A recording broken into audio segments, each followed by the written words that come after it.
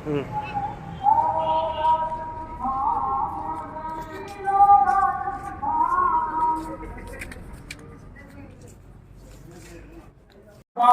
मारो प्यारो राजस्थान,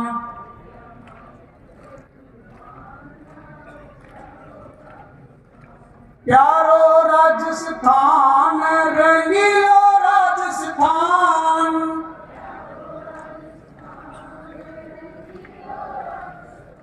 सेरी आंकड़ यारो तारो, प्यारो राजस्थान, सेरी आंकड़ लड़का ने जग गए। पीछे वालों में जोश ज्यादा है।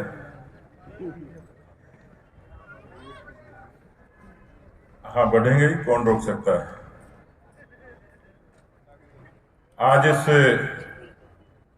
ऊर्जापूर्ण कार्यक्रम में हम सब के बीच में विराजमान आदरणीय महावीर सिंह सरवड़ी साहब, आदरणीय भाई साहब मुरली मनोहर जी, आदरणीय संजीव भार्गव जी, हमारे उत्साही जी, इनके शरीर पे मत जाना। ये जब कविता करेंगे तब आपको लगेगा कि शरीर से भी ज्यादा उत्साही है। इस कार्यक्रम के एक दशक से लगातार जो संयोजक हैं और जिन्होंने बहुत खूबसूरती के साथ में इस कार्यक्रम की निरंतरता को रखा है। मुझे ध्यान है कि जब कोरोना की भीषण महामारी थी तो प्रेम सिंह जी का मेरे पास फोन आया कि लॉकडाउन लग गया, महामारी बहुत है, तो कार्यक्रम का क्या करेंगे। तो मैंने कहा जैसा सब करेंगे वैसा ही अपन करेंगे, तो कि वर्चुअल कर लेते हैं। मैंने कहा महाराणा प्रताप का कार्यक्रम वर्चुअल, ये तो बड़ा कंट्रास्ट हो जाएगा। लेकिन उस लॉकडाउन को तोड़ते हुए भी आपने अपने दफ्तर में महाराणा प्रताप जी की जयंती मनाई और मैं खुद उसमें उपस्थित हुआ। किसी कार्यक्रम के लिए इतना समर्पण मैंने प्रेम सिंह जी ने देखा है, इसलिए मैं इनको विशेष रूप से साधुवाद देता हूं। पराक्रम, शौर्य और स्वाभिमान का जब जिक्र आता है तो केवल और केवल एक तस्वीर उभरती है वीर शिरोमणि महाराणा प्रताप जी की। मैं उन सौभाग्यशाली लोगों में से हूं कि जिनको उनके जीवन से लेकर और उनके अंतिम दिनों के सब स्थानों के दर्शन का सौभाग्य मिला। और अभी 2 तारीख को उनकी राज तिलक स्थली गोगुंदा में बहुत ही भव्य कार्यक्रम था, जिसमें बड़ी संख्या में जनजाति के बंधु भी थे। अभी बोरा जी ने वक्तव्य दिया और आदरणीय मुरली मनोहर जी ने जो कविता सुनाई और उन्होंने जो उद्गार व्यक्त किए, निश्चित रूप से भारत की धरती के बारे में दुनिया में भी प्रमाणित है, इतिहास भी उसको स्वीकार करता है। यह दिगर बात है कि भारत के इतिहास को नई पीढ़ी में जिस तरीके से बताया जाना चाहिए था, जिस तरीके से लिखा जाना चाहिए था, जिस तरीके से पढ़ाया जाना चाहिए था, में कोई अनुचित टिप्पणियां की जाती हैं। ये अलग बात है कि अकबर महान कहने वाले आखिरकार शरण लेते हैं तो राणा प्रताप की उस राजधानी में ही लेते हैं, उनको दूसरी कोई जगह मिलती नहीं। मित्रों, महान वैज्ञानिक अल्बर्ट आइंस्टीन की एक उक्ति कई बार कही जाती है। उन्होंने महात्मा गांधी जी के लिए कहा कि सदियों तक जब ये सृष्टि रहेगी तो लोग ताजुब करेंगे कि हार्ड मास का ऐसा कोई इंसान धरती पर हुआ होगा। आइंस्टीन ने महात्मा गांधी के लिए कही, लेकिन हम सब जानते हैं कि जब शौर्य की, पराक्रम की, स्वाभिमान की चर्चा होगी सदियों तक, तो महाराणा प्रताप का नाम जरूर हमेशा श्रद्धा से और सम्मान से लिया जाएगा।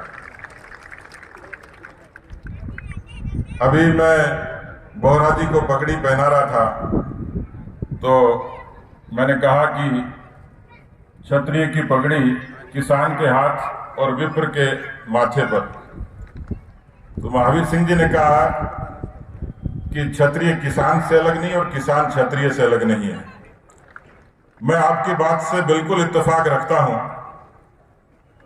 क्योंकि जब किसी किसान का पसीना धरती पर गिरता है तो ये धरती अन्नपूर्णा होती है, और जब कोई क्षत्रिय तलवार उठाता है तो इस भारत मां की आन बान शान की रक्षा होती है। आदरणीय मुरली मनोहर जी के वक्तव्य में वो सारी बातें थी। हम इतिहास को उठा के देखेंगे तो यहां पूरा मेरे सामने रजपूती रंग दिखता है, लेकिन बहुत सारे हर कौम के लोग इसके बीच में बैठे हैं, इसलिए महाराणा प्रताप की जयंती की खूबसूरती और बढ़ गई। मुरली मनोहर जी जो कह रहे थे, उन्होंने पन्ना धाय को भी याद किया। मैं 2019 में लंदन गया, नेहरू सेंटर में जब बोलने के लिए खड़ा हुआ, मैंने पन्ना धाय के प्रसंग का उल्लेख किया तो आप यकीन नहीं करेंगे कि गोरों के आंखों में भी आंसू थे। उन्होंने कहा, क्या यह सच्चाई है? मैंने कहा हाँ, ऐसी सच्चाई कहीं हो सकती है कि किसी कुल वंश को, किसी राजवंश को बचाने के लिए कोई मां अपने बेटे को बलिदान कर सकती है अपनी आंखों के सामने, तो भारत की और राजस्थान की धरती पर कर सकती है। जब राणा वन में संघर्ष करते हैं तो उनके संघर्ष को ताकत देने के लिए कोई राणा पूंजा खड़ा होता है,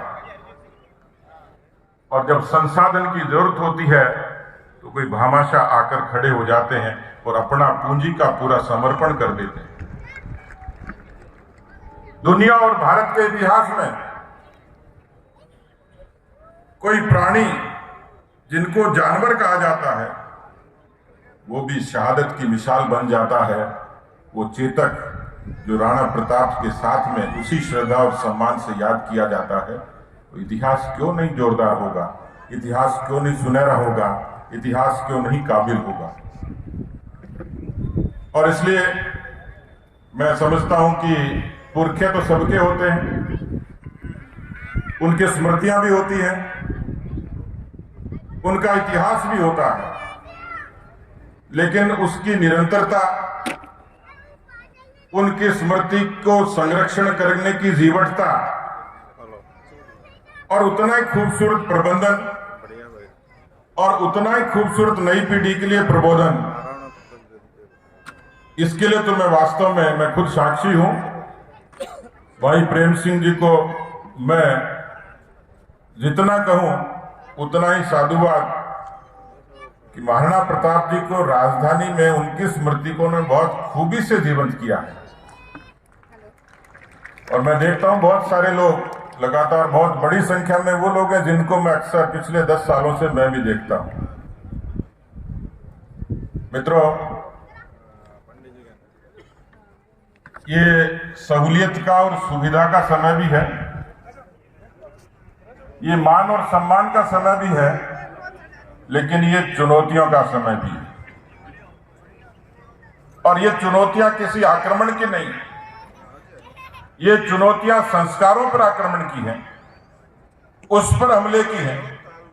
ये चुनौतियां विचारों पर आक्रमण की हैं, उस पर हमले की हैं। ये चुनौतियां समग्र हिंदू समाज को तोड़ने की उस जद्दोजहद की हैं। और इसलिए जो कौम समझ ले, जो समाज समझ ले कि यही युग धर्म है, महाराणा प्रताप ने जो संघर्ष किया वो खुद के राजसी ठाठ बाट के लिए नहीं किया था। उनको वापस राज सत्ता मिल जाए, वो सिंहासन तो मिल ही सकता था, सत्ता तो बरकरार रह सकती थी, लेकिन दिवेर के युद्ध ने, महाराणा प्रताप के जीवट ने हिंदुस्तान से मुगलों की विदाई तय कर दी थी। इसलिए उनका एक ही लक्ष्य था कि भारत स्वाभिमान रहे, आजाद रहे, स्वतंत्र रहे। और इसलिए जब महापुरुषों की हम सीख लेते हैं, उनसे प्रेरणा लेते हैं, तो महापुरुषों को किसी मर्यादा में नहीं बांधा सकता, किसी सीमा में नहीं बांधा जा सकता। वो असीमित है, अनंत आकाश की तरह है, गहरे समुद्र की तरह है। और इसलिए कोई भी कौम, कोई पीढ़ी, कोई समाज ये गौरव तो कर सकता है, कुल का गौरव कर सकता है, लेकिन हम एक भारतवासी होने के नाते एक हिंदू होने के नाते ये गर्व कर सकते हैं कि ये भारत की ही धरा है जहां इस तरीके के वीर सपूत पैदा हुए, वरना इतिहास में अंधे होते हुए भी और शब्द को भेद दें, केवल मूंछों पर इसलिए ताव दे दें और दिल्ली पे चढ़ाई कर दें, सर कट जाए और धड़ लड़ता रहे। कितने उदाहरण हैं किस तरीके से उस जनजाति के गोविंद गुरु ने अंग्रेजों से लोहा लिया।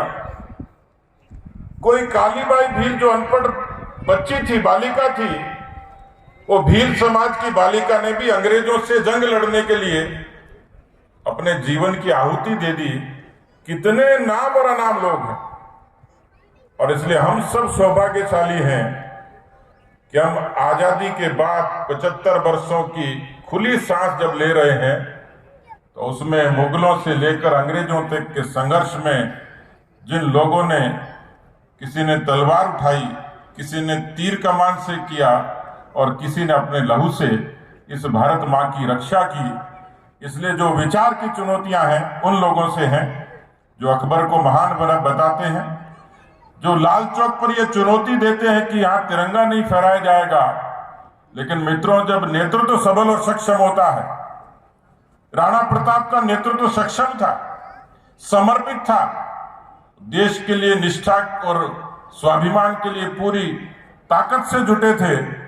और इसलिए ये समय है जो बदलता हुआ समय सबको दिखता है। मुझे जब ये रूस और यूक्रेन की जब युद्ध की विभीषिका शुरू हुई, तो मेरे क्षेत्र के भी काफी मेडिकल के स्टूडेंट थे, उनके अभिभावकों के फोन आते थे कि बच्चों को लेकर आओ। अब मेरी अकेले की तो क्षमता नहीं थी। भारत के यशस्वी प्रधानमंत्री जी ने अपने मंत्रियों को भेजा, वायुसेना के विमान भेजे, लेकिन वहां जो बच्चे पढ़ाई कर रहे थे उनको खुद को हंगरी, पोलैंड और रोमानिया की सीमा पर तो आना था। तो मैंने जब वो लौट के आए बच्चे, तो उनमें एक बच्चे से पूछा कि ये तो बताओ कि तुम रोमानिया तक कैसे आए। तो उन्होंने अलग अलग कहानियां बताई। कोई पूरी रात पैदल चला, कोई बस से आया, कोई भेड़ बकरी की तरह लद के आया, कैसे भी आया।